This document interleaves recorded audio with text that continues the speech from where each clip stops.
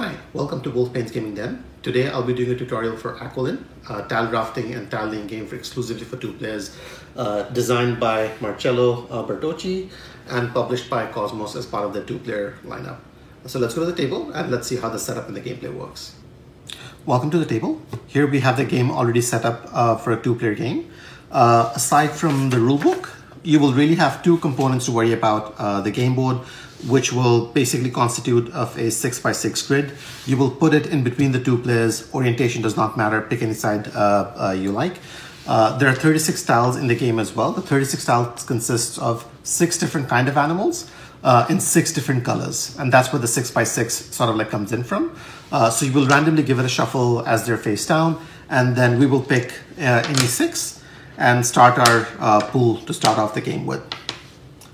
This will be the common pool that both players would have access to put down tiles onto the game board itself. Well, once you're done with that, the last step you need to do is determine who is playing to score colors and who's playing to score type of animals. At the end of the game, scoring will be done based on contiguous areas that are created on either the same type of animal or the same type of color. So for example, if you had 2 of these on the game board, they're both the same color, so they would score points for the player who's playing on behalf of the colors. It would not score points for the player who's playing on behalf of the animals. On the other hand, these two, even though they're different color, they're the same kind of animal, which is fish. They will score points for the player who's scoring on the type of animal itself. So choose who's scoring for colors and who's scoring for type of animals. And once you're done with that, assign a starting player. The game recommends that you pick somebody who's been to the ocean most recently. So you could do that, or you could just pick a player randomly. Once you're done with that, with your 6 tiles face up, remaining in a draft pool, remaining in a pool next to the game board, you're ready to go. The game will basically take place over multiple turns going back and forth between the two players. Each turn will consist of 3 different steps. The first step is you may optionally, and this is an optional move, you don't have to do it if you don't want to, you may move a tile on the board either horizontally and vertically. Obviously, on the very first move, there are no tiles on the board, so it's not something the starting player can do. But on subsequent turns, let's say if we're a little further ahead into the game and you had something like this set up, you could choose to move one of these tiles either horizontally or vertically as far as you choose to or want to within the area that it goes up to the side of the board, or as long as it sort of like touches another animal. So if I wanted to move this, for example, I can move only 1 space here because then I'm touching the end of the board. I can move 1 space here because then I'm touching the other animal on the board itself. You can never move other tiles as you're moving. I could go either 1 or 2 spaces here, or 1, 2, or 3 spaces in this direction. So that would be the first thing you would do, and it's an optional move.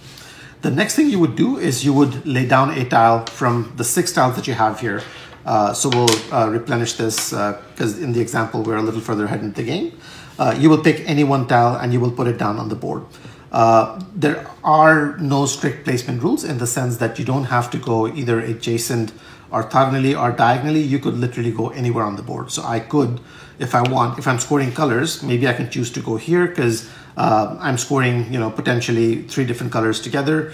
On the other hand, I could just go anywhere on the board, and that is completely up to me. So there are no restrictions on where you can go on the board as long as it is an empty available spot. Once you're done with the second step, the third step is basically replenishing. So if you've placed this one, and we'll say that I've placed this here, I will just put another tile face up that's now available for both players, and then turn auto will pass and the other player will go. The game will keep on continuing in this fashion back and forth until all the 6x6 grids are filled. There are 36 tiles, so they will all fill up the entire board itself. Once that is done, we will basically go on to endgame scoring, and endgame scoring will be determined by points. So the way that endgame scoring will work is, and we'll quickly fast forward to a potential endgame state. And so here we have the game set up with what a potential endgame state could look like. At the back of the rulebook, you will see that there is a table that gets you, that tells you how many points you're scoring based on each set of areas. So let's first of all start off by what exactly you're looking for. So we had said that at the start, you will choose players who will score based on color at the end, or based on the animal type. So let's say, for example, if I was scoring based on colors, There are 6 different colors in the game, and I will look at how many contiguous areas I'm creating with the color tiles of the same type. So over here, for example, there are 4 different yellow tiles that are connected together orthogonally. So these will constitute one particular area that I will score. These 3 together constitute a blue area, which will score points for me. These 3 constitute a purple area, which will score points for me.